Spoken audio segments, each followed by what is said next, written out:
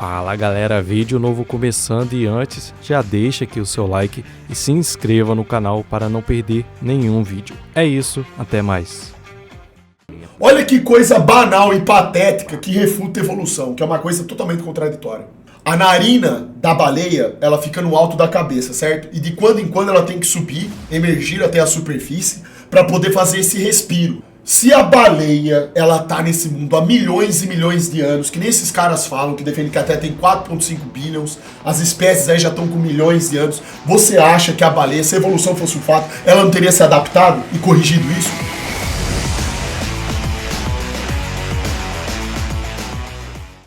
Deixa eu ver aqui. Ele falou sobre a questão de você ter uma complexidade, uma inteligência criadora obrigatoriamente, né? Aí você entra em um problema filosófico, já que ele se diz professor de filosofia, ele vai entender no problema que ele vai entrar agora. Ó.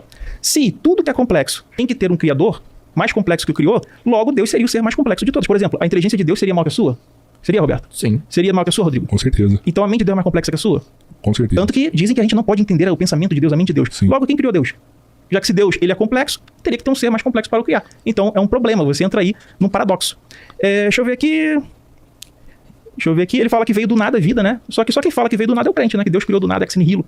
Mas esse raciocínio aí não tem nada a ver, porque o ser humano ele cria várias coisas, mas as coisas que o ser humano cria não é mais complexa do que nós mesmos. Você nunca vai criar um organismo, um produto, uma tecnologia que seja mais sofisticada do que você, do que seu cérebro, do que o funcionamento do seu corpo. Deus não iria criar, pelo menos não criou nada, todo mundo sabe disso, porque não tem prova nenhuma disso, um sistema mais complexo do que ele, que nos dê entendimento do que seria ele, um sistema que entende, não é nem nos dar o entendimento, mas um sistema que entenda o que seja Deus. Ele fala como se isso daí fosse uma lógica que precisa ser seguida a todo momento. Não tem como você criar uma coisa mais complexa do que você. Você cria coisas complexas que te ajudam. Armas sofisticadas que te ajudam em determinadas situações, tecnologias que te ajudam em determinadas situações, mas você nunca vai criar uma tecnologia que consiga ser o que você é. Isso não existe, porra. Eu quero saber quem é que fala que as coisas vêm do nada. A gente tem na física, na ciência, o princípio da conservação de energia. Vocês já ouviram falar aquela famosa frase, né? Na natureza nada se cria, nada se perde, tudo se transforma. Então, eu queria saber de onde que veio essa questão do nada. Se ele está vindo de Parmênides, né? Aquelas filosofias antigas do não ser, né? Eu acho que o próprio Aristóteles já tinha meio que dado uma refutada nisso aí, né? Do não ser, né? Deixa eu ver mais o que ele falou. Ele falou que não existe teoria da evolução e sim hipótese da evolução. Cara, tu não foi pra escola, filho? Dentro da teoria da evolução... Não, pelo contrário, a gente foi pra escola. A galera foi pra escola, por isso que inclusive o pessoal aprende essas coisas aí. Da teoria sintética da evolução, tem inclusive a própria lei de Mendel. O que é teoria na ciência? Teoria é como se fosse um arcabouço, né? Onde você vai ter ali leis, axiomas, corolários, você vai ter um monte de coisa que vai sustentar aquela teoria. Então, a hipótese, depois que ela passa pelo teste de falsibilidade e ela se sustenta, você ganha ali com novos arcabouços, como no caso da junção da teoria darwinista, da genética mendeliana, você cria todo um arcabouço, fora outras coisas, você vai ter ali estudos da morfologia dos seres, achados fósseis, testes de DNA comparativo entre outras espécies e outros animais, que vão mostrar pra gente que, de fato, nós temos um ancestral comum. Na próxima rodada, eu vou querer trabalhar com vocês sobre essa questão se nós podemos ser criados separados, por exemplo, essas histórias de homem-barro e mulher costela, né? O homem-barro, na história da Bíblia, assim, o homem-barro, ele foi tentar achar entre os animais uma ajudadora e parece que ele não achou, né? Aí Deus ficou com pena, falou, agora eu vou criar uma parceira, já que ele não achou entre os animais uma ajudadora. E aí ele, depois de fazer o homem-barro, ele fez a mulher costela. E tu tem que acreditar nisso, entendeu? Tu tem que ter... E a mulher costela foi enganada por uma cobra falante.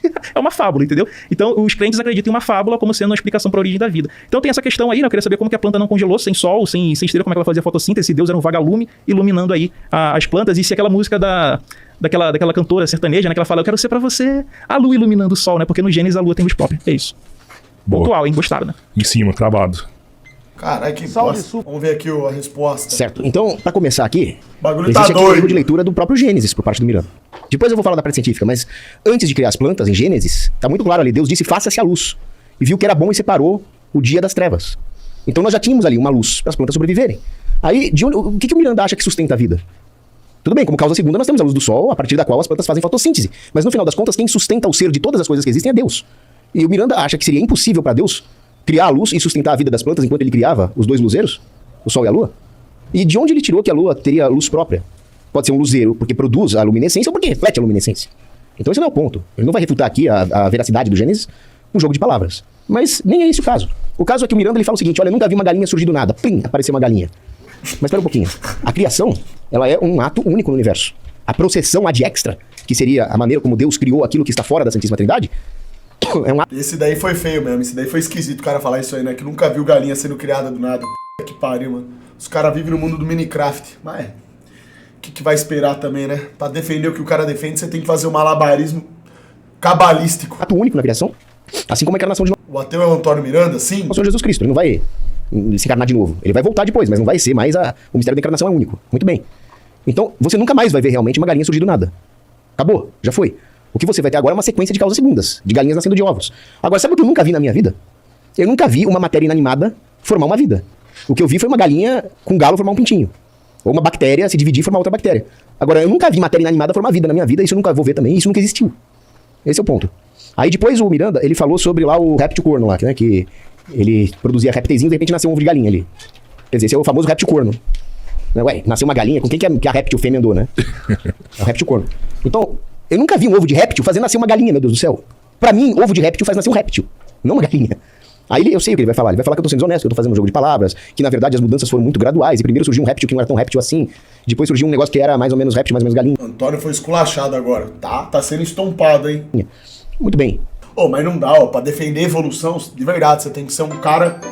Tem que ter muita vontade, muita fé mesmo. O negócio é complicado defender a teoria da evolução, irmão. É muito malabarismo, é muita fantasia envolvida, velho.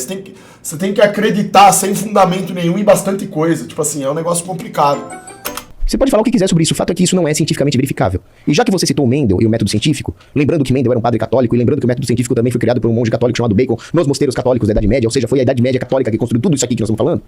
Mas parênteses à parte, o fato é que você fala, olha, essa teoria, ela tá certa com base num argumento lógico, existe uma seleção natural. Pequenas modificações vão gerar organismos mais adaptados, que vão se reproduzir mais do que os menos adaptados, e eles vão perpetuar os seus genes até que o acúmulo dessas mudanças genéticas vai gerar outra espécie. O discursozinho darwinista eu já conheço.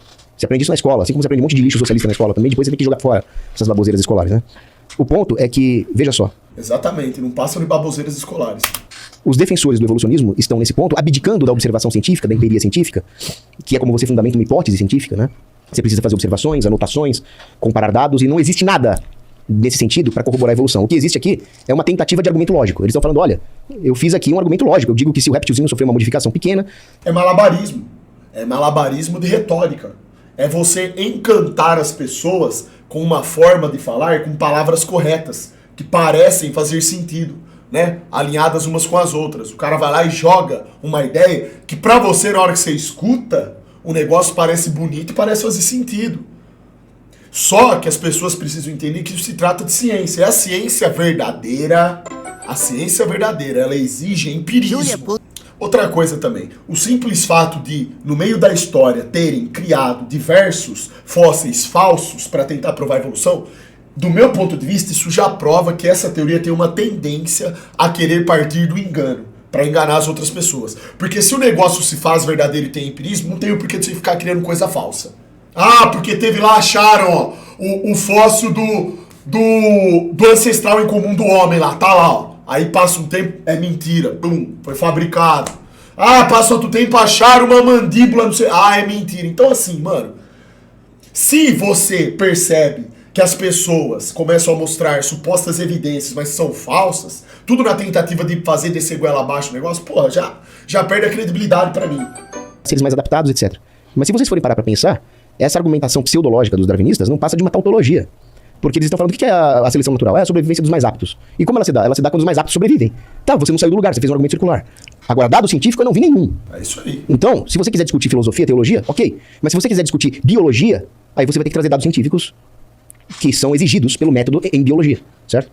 Aí, depois o Miranda me acusou de falar sobre alma, né? Ah, ele falou de alma. O que tem de científico em alma? Como é que você vai discutir cientificamente a alma? Eu nunca vi dado científico sobre a alma. Mas a alma não é do escopo da discussão química ou biológica. A evolução deveria ser. Ele não me deu dado nenhum sobre isso. Eu não vou trazer nenhum dado científico sobre a alma, porque a discussão sobre a alma não é biológica. Justamente porque o homem é formado por corpo e alma. A parte biológica é o corpo. Quem estuda o corpo, né? É biologia. Agora, se eu tô falando em alma, eu não vou usar biologia, meu Deus do céu. Eu vou usar outras áreas do conhecimento humano. Eu vou usar filosofia. Eu vou usar teologia. Então é claro que eu não vou trazer dados sobre a alma. E aí um cientista muito importante, chamado Max Planck, que era um físico de ponta, o cara que fez várias descobertas científicas, ele disse: a ciência não tem condições de explicar os mistérios últimos da realidade. coisas como o sentido da vida, o propósito, a finalidade última, a alma, Deus... A verdade é que a ciência, sozinha, ela não explica nada em sua totalidade. Todas as áreas são necessárias para você chegar no consenso das verdades. O ato da criação estão fora do escopo da física, da química, da biologia. Então, claro que, né, que eu não vou trazer... Não vou pesar a alma numa balança, né? Depois ele trouxe lá as fotinhas, a aula de biologia do primeiro colegial ali. Eu nunca discuti isso. Eu não tô duvidando que a adenosina, a guanina, a timina... Qual que é o outro? Uracilo. Eu não tô duvidando que elas se juntam. Agora, ele me deu lá várias moléculas que se juntam aos pares, e se juntam aos pares, as probabilidades combinatórias são menores, então aumentaria a probabilidade. Mas eu não falei dessas moléculas. Eu falei de sequências complexas e grandes de aminoácidos que precisariam ter uma combinação muito específica. Vamos lá. Nós temos 26 letras no alfabeto. Tudo bem. Aí olha só o pensamento do cara ali que tá defendendo a evolução. Aquela combinação dupla ali que ele tá mostrando, de aminoácidos, ele tá querendo dizer, ele tá partindo de um pensamento que daquilo ali, que é um reducionismo, perto da complexidade de tudo, né? Que a partir daquilo, tudo pode ser adaptado, evoluído, para chegar na grande, gigantesca complexidade que tem hoje. Porra, sem evidência disso ainda, né? É mais do que essas 4, que podem se combinar de qualquer forma. Mas não é de qualquer forma, porque para formar palavras com sentido, o número de combinações são bem menores. Quando se lida com criptografia militar, os códigos mais difíceis de desvendar são aqueles que simplesmente embaralham as letras. Eles são muito mais difíceis de desvendar do que se você tiver, por exemplo, uma chave de reorganização das letras. Quando você viu o exército... Fado mandou R$5. Xande, esse Paulo Cobos já deu em cima da Ângela do TikTok. Menina monovina e ele dando em cima esse velho safado. Vai tomando, não tem um certo velho safado. O Cobos mandou uma dessa mesmo. Olha o que o cara traz. Caralho, cada uma, velho. Eu era da arma de comunicações, eu lidei com criptologia. Então tinha lá vários tipos de código. Os que embaralhavam, bastava você aumentar um pouco a sequência de letras, que o número de combinações possíveis aumentava exponencialmente. E aí você bugava o sistema de decriptagem do inimigo, né, de decodificação. Agora imagina uma sequência de aminoácidos cheia desses pares de letrinhas. Agora imagina combinar vários tipos desses aminoácidos, mais de 40 deles, para formar uma proteína básica. Agora imagina combinar as proteínas para formar qualquer uma dessas organelas que ele mostrou. O negócio é muito complexo, velho. É muita complexidade, bicho, dentro do sistema do corpo humano. Pra formar proteína, você tá louco, velho. Sério mesmo, mano. De verdade, cara, não é que, pô, não tem como, evolução é fraco demais. Você tá louco, mano. Mostrou aqui. Agora imagina combinar tudo isso no mesmo espaço. Em vez de espalhar pelos oceanos, você combina isso no mesmo centímetro cúbico. E várias vezes, até a vida vingar, num espaço curto de alguns poucos bilhões de anos. Porque, como eu disse, a probabilidade disso acontecer é de... Exatamente, é por conta disso, dessa complexidade toda que a gente fala, a gente costuma falar, a probabilidade disso acontecer é ínfima, beira o impossível.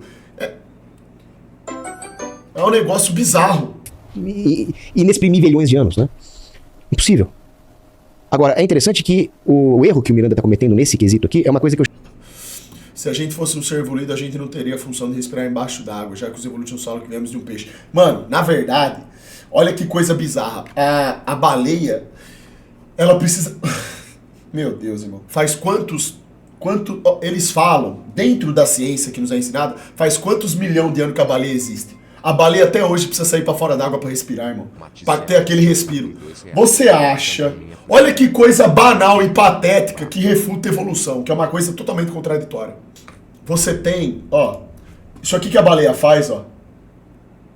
A narina da baleia, ela fica no alto da cabeça, certo? E de quando em quando ela tem que subir, emergir até a superfície, pra poder fazer esse respiro. Ela lança, né, essa água e tal, ela tem lá o pulmão, então é pra ter uma saída de ar por ali, né, junto com essa água. Cara, se a baleia, ela tá nesse mundo há milhões e milhões de anos, que nem esses caras falam, que defendem que até tem 4,5 bilhões, as espécies aí já estão com milhões de anos, você acha que a baleia, se a evolução fosse um fato, ela não teria se adaptado e corrigido isso? Pra respirar debaixo d'água? Qual que é o sentido de um bicho que vive debaixo d'água ter que sair pra respirar? Não ia evoluir? Não ia se adaptar e corrigir isso? Meu Deus, irmão, você veio. Tudo começou numa ameba. A ameba foi saltando de espécie para espécie. A baleia, que tá aí há milhões de anos, não teve a capacidade de corrigir o negócio. Isso aí, para evolução, deveria ser algo patético. De ser coisa que, assim, é uma coisinha de leve ali. Já era para ter sido corrigido, né? Não faz sentido. Na verdade, a baleia, ela faz isso porque ela foi feita para fazer isso mesmo. Isso nunca vai mudar. Ela vai continuar para sempre saindo da água para poder fazer isso aí. Nas causas segundas. Ele fala, olha como as moléculas se formam aqui, o cientista fez um experimento no laboratório e deu certo. Tá, depois que Deus criou tudo, fica mais fácil. Deus criou as condições e as leis para tudo isso. Deus possibilitou que tudo isso acontecesse e se comportasse dessa maneira, segundo as leis finamente ajustadas que ele criou. Como é que isso aconteceu a primeira vez? Alguém programou. Agora, depois que Deus já aprontou tudo bonitinho, aí fica bem mais fácil. Aí você consegue reproduzir em laboratório algum desses aminoácidos, você já sabe como é que eles são montados, bonitinho. Só que, mais uma vez, sabe quem é que estava no laboratório reproduzindo todos esses experimentos que Miranda relatou aqui? Um cientista, uma inteligência ordenada. Com intencionalidade, sim, exatamente. O universo também foi montado por uma inteligência ordenada. Então é interessante que ele está cometendo um erro filosófico muito grave aqui. Ele está assumindo que as condições de um universo já criado, já com as causas segundas todas encadeadas, são do mesmo nível de dificuldade de criar isso a partir do nada. E ajustar finamente as constantes cosmológicas para isso dar certo. É um salto muito grande que Miranda está fazendo. Depois, ele disse o seguinte, né? Ele entrou naquele problema da complexidade divina.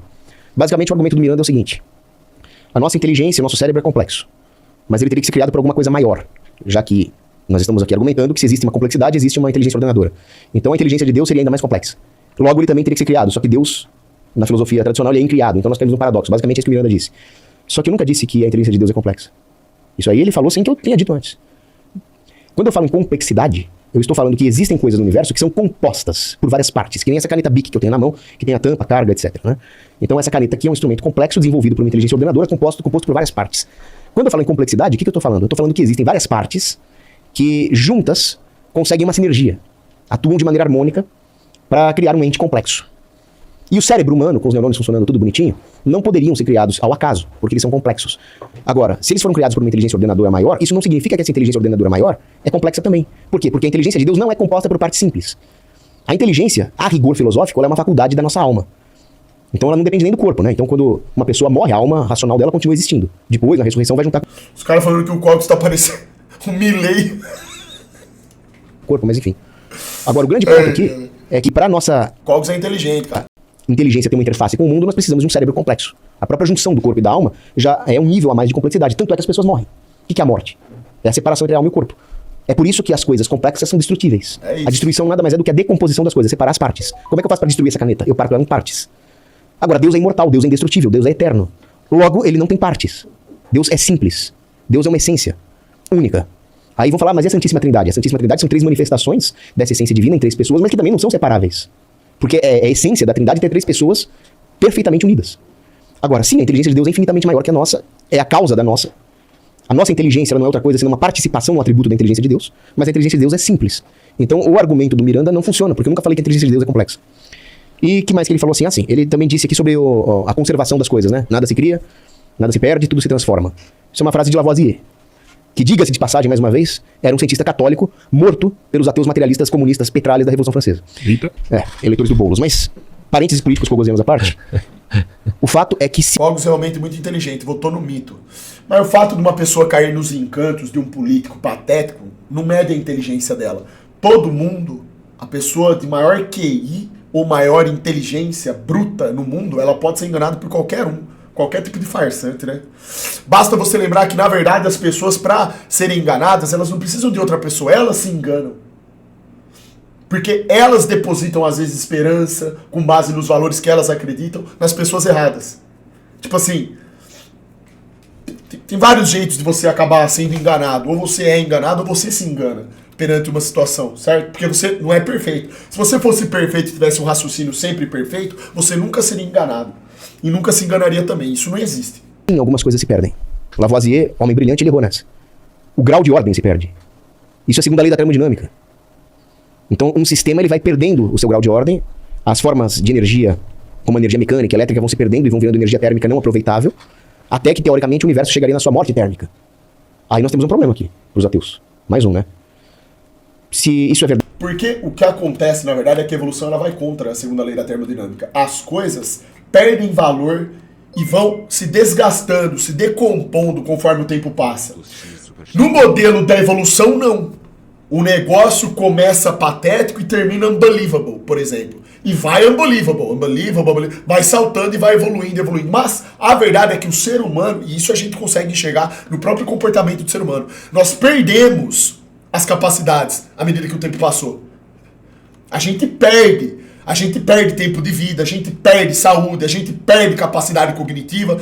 A vida, ela começa perfeita e ela vai se deteriorando, certo? Essa daí é a regra da natureza. Nada. Só que os caras da Evolution, como eles colocam aí pra tentar, né, obter uma saída pra essa questão, eles adicionam muito tempo, milhões e milhões e milhões de anos, aí fica fácil, né, de inventar o malabarismo mental. Mas a verdade é que não, a verdade é que as coisas são criadas com um propósito e elas ficam aqui até cumprir com o propósito. E conforme elas cumprem o propósito, elas vão deteriorando.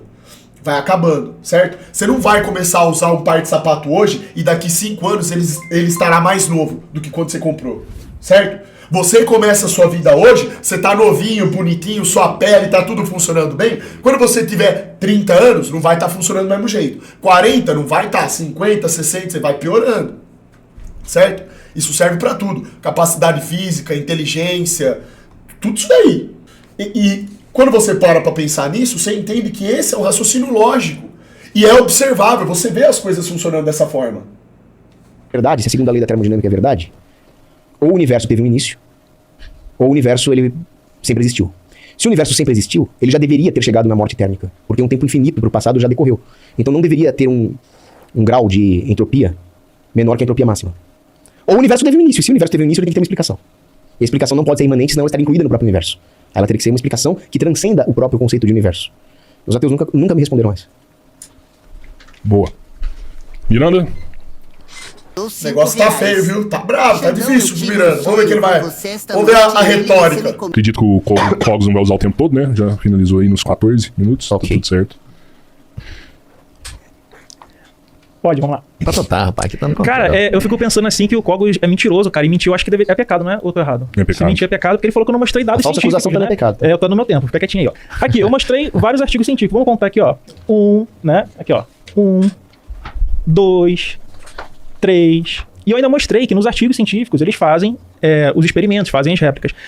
Então acho que o Cogos não sabe muito bem o que é mostrar dado científico, né? Porque ele só ficou no gogó até agora e não falou nenhuma das coisas que eu pedi pra ele, né? Mostrar o dado científico da alma. Ele veio novamente com essa questão, nós temos que crer, né? Você pode crer em fada, você pode crer em duendes, gnomos e também alma, né? Então, sobre dados, quem apresentou fui eu e ele tá mentindo. É um mentiroso, né? Ele falou sobre Ai, chamando o cara de mentiroso, hein? Esse cara. organização sequencial. Sobre a organização sequencial, nós temos que pensar o seguinte.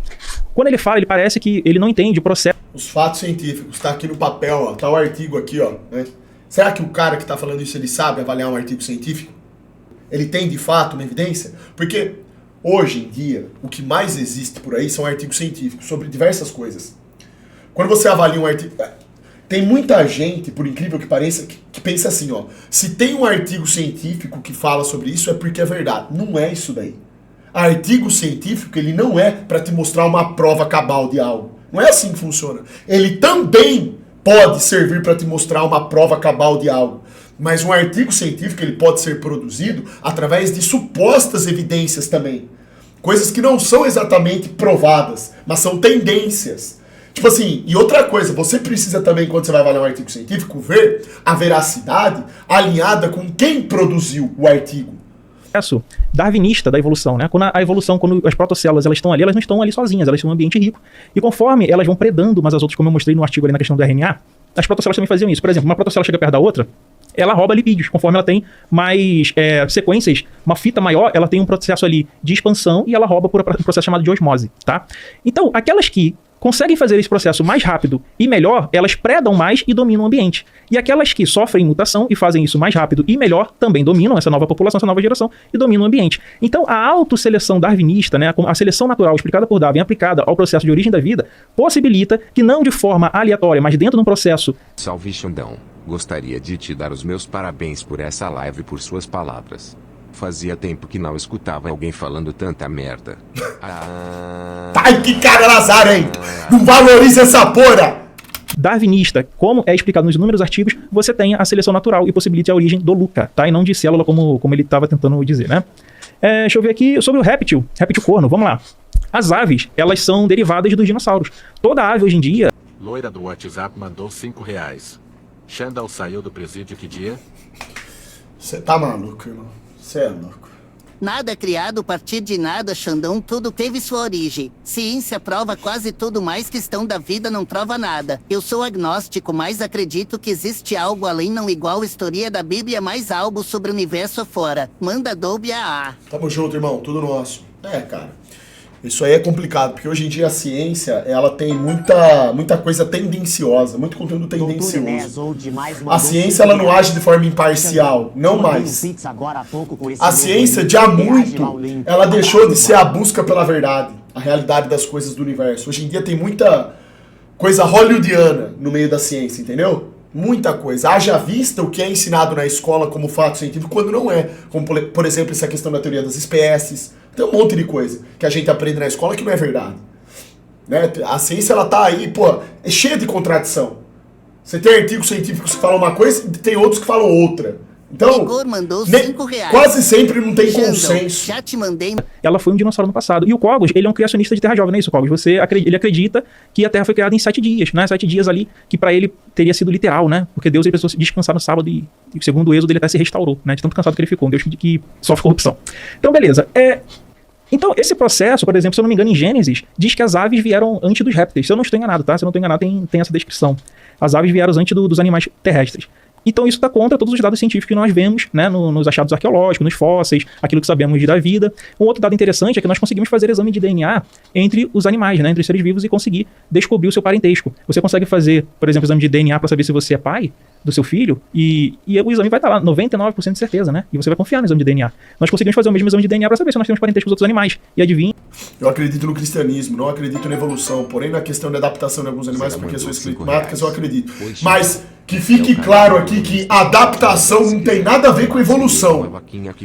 Na evolução das espécies, como o próprio nome diz, e ainda que esse nome tá errado, tá?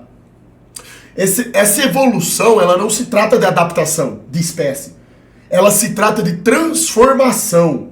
Sabe qual que é a diferença de adaptar para transformar? Quando você se adapta a algum ambiente, seja você um animal ou não, animal de teta da pariu, essa informação, vamos dizer assim, adaptativa, falando de um jeito simples para entender, essa informação adaptativa, ela já está no seu DNA.